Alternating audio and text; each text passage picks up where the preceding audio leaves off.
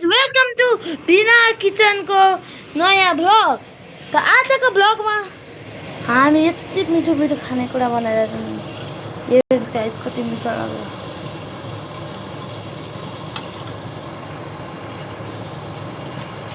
Guys यो त अहिले यहाँ पुरा सेतो लाग्दैछ यहाँबाट, तर गाइस रियलमा बरु यस्तो मिठो लाग्यो। हेर्दै खाउँ हेर्नु होला।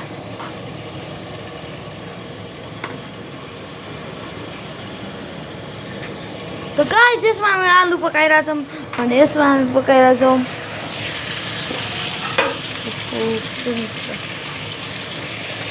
के बनाएको रहेछ ढकने।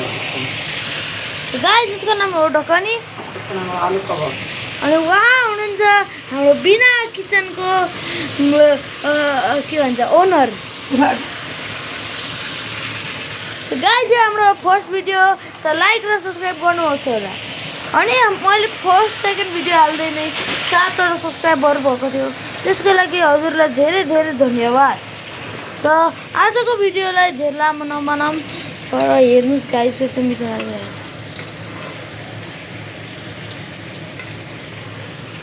गाइस यसको के भन्छ बाफ आइरहेछ, त्यसले गर्दा अलिक ब्लर भएछ।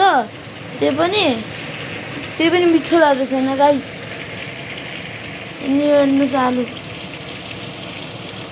आलु त राम्रो पाकेको छैन। अहिले मसलाहरू हालेर एकछिन भुटेपछि पाक्छ। हेर्नुहोस् गाइस कस्तो मिठो लाग्दैछ। गाइस हजुरलाई पनि खाउ लाग्दैछ त लाइक गरेर सब्सक्राइब गरेर कमेन्ट गर्नुहोस् होला। अनि यो भिडियोलाई जति हुनसक्छ सेयर गर्नु होला। अनि हेर्नुहोस् गाइस बाँकी कस्तो मिठो लाग्दैछ।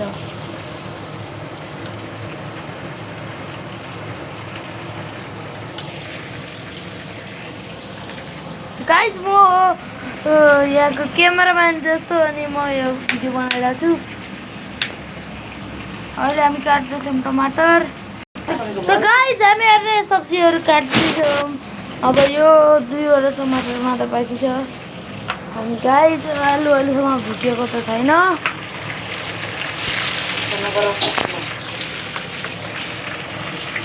गाइस यो हेर्नुहोस् गाइस अहिले कस्तो मिठो लाग्यो।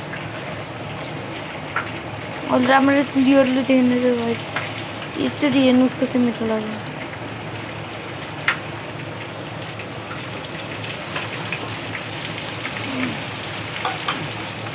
ओहो गाइस अब हामी हाल्न आँटेछौँ यसलाई के भन्छ, यो जे भए पनि यो होला मसाला।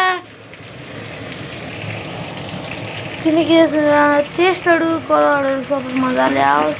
अनि यसलाई एकछिन भुट्न दिन्छौँ हामी। अनि एकछिन गर्छौँ बन्द।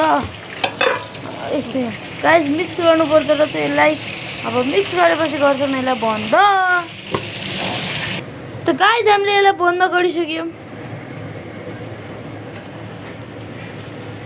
यो अलमोस्ट रेडी छ। गाइस हेर्नुहोस् कस्तो मिठो लाग्यो। के रे यो ढकनी।